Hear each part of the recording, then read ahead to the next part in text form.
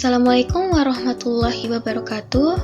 Perkenalkan, kami dari kelompok 2 yang terdiri dari saya sendiri, Cinta Sasmita, dan teman-teman saya, Erika Hamdana, Nadia Febrianti, Tika Ayubi, dan Vera Michaela Stefani. Di sini kami akan mempresentasikan dan menjelaskan tentang medical staff relatives. Baik, langsung saja ke materinya.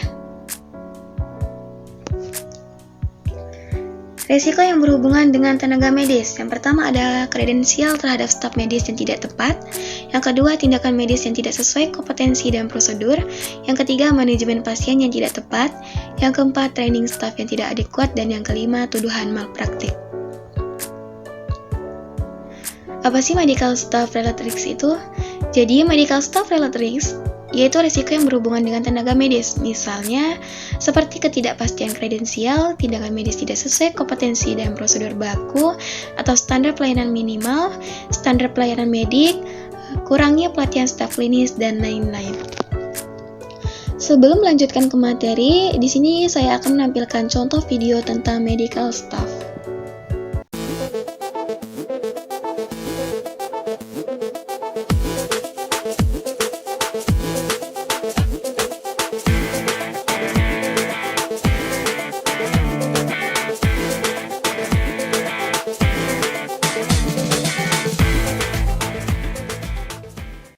Malpraktik dan resiko medis. Pengetahuan masyarakat tentang perbedaan resiko medis dan kelalaian medis atau malpraktik dinilai masih minim. Akhirnya, banyak masyarakat yang menerjemahkan semua kejadian resiko medis sebagai malpraktik. Masyarakat tidak bisa membedakan kelalaian atau malpraktik dengan resiko medis. Semua hal punya resiko, termasuk medis. Contohnya obat saja ada kontraindikasi seperti apa ke depan. Malpraktik dan resiko medis adalah dua hal yang sangat berbeda. Malpraktik terjadi karena kelalaian melakukan tindakan medik dan kekurang hati-hatian dalam tindakan medik. Resiko medis bisa terjadi kapan saja dan di mana saja, sekecil apapun tindakan medis yang dilakukan yang menjadi kejadian tidak diharapkan. Resiko medis juga sudah diketahui oleh pasien atau pihak terkait meski belum tentu terjadi.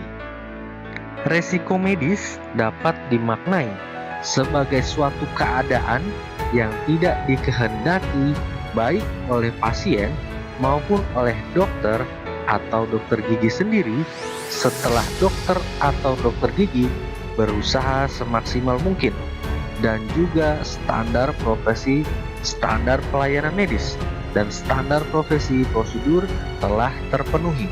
Namun, kecelakaan itu tetap terjadi.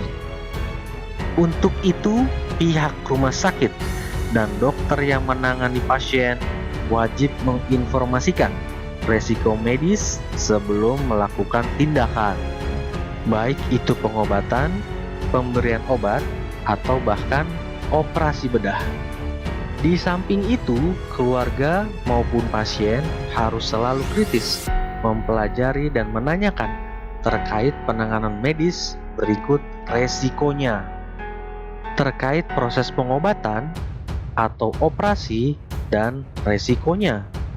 Setelah memahami itu semua, baru keluarga pasien atau pasien memutuskan. Dokter dan pasien sama-sama memiliki hak dan kewajiban yang harus ditunaikan sebagai salah satu upaya kesembuhan pasien. Hak pasien adalah mendapatkan pengobatan yang sesuai dengan prosedur, sedangkan kewajiban pasien adalah mengikuti instruksi dokter. Dokter berhak mendapatkan perlindungan hukum dan mendapatkan informasi yang jelas, lengkap, dan jujur dari pasien. Malpraktik artinya pelayanan medis tidak dijalankan sesuai prosedur. Sedangkan resiko medis itu dokter telah menjalankan pemeriksaan sesuai prosedur, namun terjadi kecelakaan medis. Mudah-mudahan bisa memahami antara malpraktik dan resiko medis menuju Indonesia sehat. Baik, itu tadi contoh video dari medical staff, dan saya akan melanjutkan ke materi berikutnya. Yang pertama, kredensial terhadap staf medis yang tidak tepat. Kredensial adalah proses evaluasi atau memeriksa dokumen dari pelamar, wawancara, dan ketentuan lain sesuai dengan kebutuhan rumah sakit yang dilakukan rumah sakit terhadap seorang tenaga medis untuk menentukan apakah yang bersangkutan layak diberi penugasan klinis dan kewenangan klinis untuk menjalankan asuhan atau tindakan medis tertentu di lingkungan rumah sakit tersebut untuk periode tertentu. Kewajiban rumah sakit untuk menetapkan kewenangan klinis atau clinical privilege tersebut telah diatur dengan tegas dalam peraturan perundang-undangan tentang perumahsakitan bahwa setiap rumah sakit wajib menyusun dan melaksanakan hospital bylaws, yang dalam penjelasan peraturan perundang-undangan tersebut ditetapkan bahwa setiap rumah sakit wajib melaksanakan tata kelola klinis yang baik. Mekanisme kredensial dan pemberian kewenangan klinis bagi staf medis di rumah sakit. Kepala atau direktur rumah sakit menetapkan berbagai kebijakan dan prosedur bagi staf medis untuk memperoleh kewenangan klinis dengan berpedoman pada peraturan internal staf medis. Selain itu, kepala atau direktur rumah sakit bertanggung jawab atas tersedianya berbagai sumber daya yang dibutuhkan agar kegiatan ini dapat terselenggara. Untuk melaksanakan kredensial dibutuhkan beberapa instrumen, antara lain daftar rincian kewenangan klinis untuk tiap spesialisasi medis, daftar mitra besar yang merepresentasikan tiap spesialisasi medis, dan buku putih untuk setiap pelayanan medis. Setiap rumah sakit mengembangkan instrumen tersebut sesuai dengan kebutuhannya. Dalam pelaksanaannya di rumah sakit, ada 3 proses kredensial yang seringkali tidak berjalan dengan sempurna. Yang pertama, adanya benturan kepada kepentingan pemilik dengan pengelola. Dalam pelaksanaan manajemen rumah sakitan terjadi perbedaan persepsi dan orientasi antara pemilik dengan pengelola. Yang kedua, kurangnya pengetahuan tentang standarisasi proses kredensial.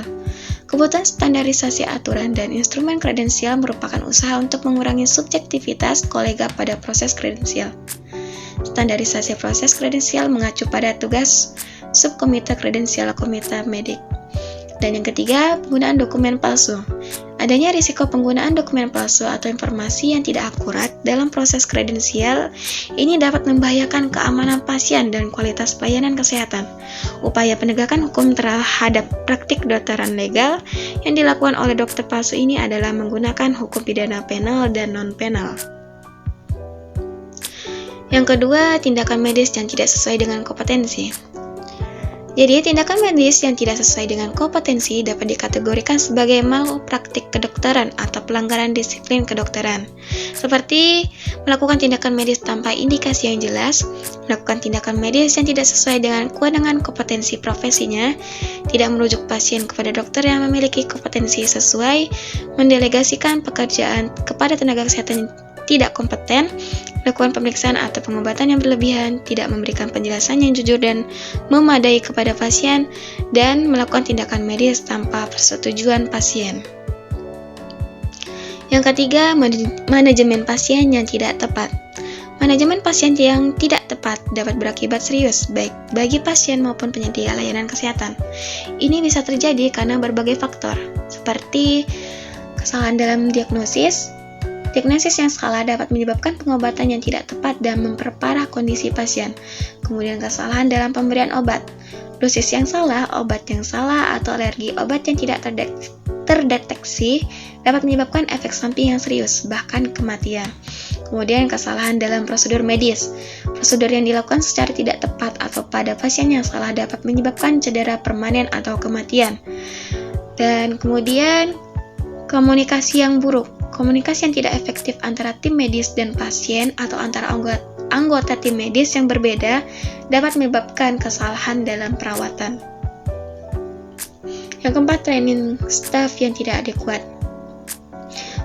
Pimpinan rumah sakit harus menempatkan keselamatan pasien sebagai prioritas utama dalam praktik kebijakan dalam organisasi di tiap level manajemen sampai lini pelayanan, sebab mengubah budaya keselamatan pasien memerlukan visi bersama dan kepemimpinan rumah sakit yang kuat. Penempatan dan kompetensi staf tidak adekuat jika dibandingkan dengan beban kerja dalam menangani pasien dengan aman. Salah satu staf terbanyak dan merupakan garda terdepan pelayanan adalah perawat. Tidak adekuatnya dukungan manajemen terhadap perawat serta kurangnya perhatian terhadap program pengembangan karir perawat, tidak memadainya jumlah perawat tentu saja akan memberikan beban dan stres dalam bekerja. Sehingga salah satu implikasi dari indikator ini terlihat pada jumlahnya burnout. Ketidaksesuaian jumlah tenaga akan menyulitkan perawat untuk melakukan model asuhan secara profesional. Yang kelima, tuduhan malpraktik. Dalam arti umum, malpraktik adalah praktik jahat atau buruk yang tidak memenuhi standar yang ditentukan oleh profesi.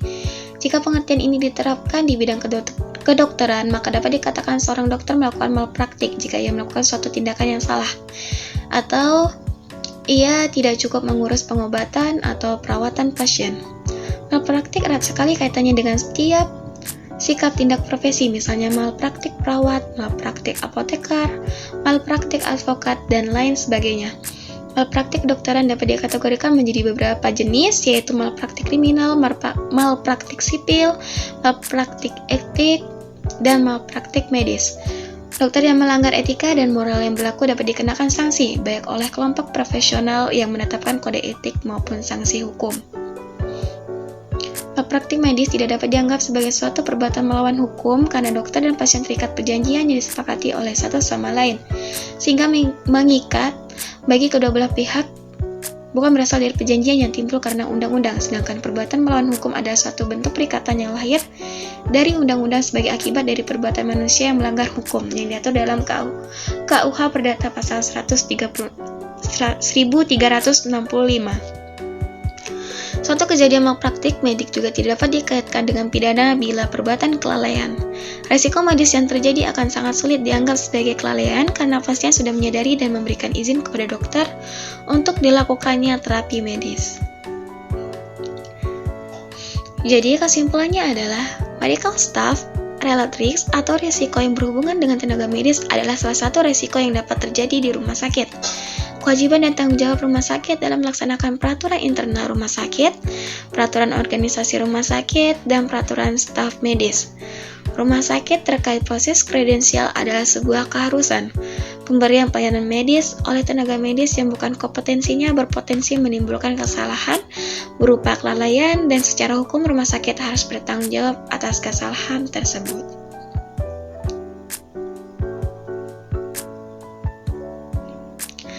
Baik, itu tadi presentasi dari saya. Kurang dan lebihnya mohon maaf. Semoga bermanfaat. Saya akhiri. Assalamualaikum warahmatullahi wabarakatuh. Terima kasih.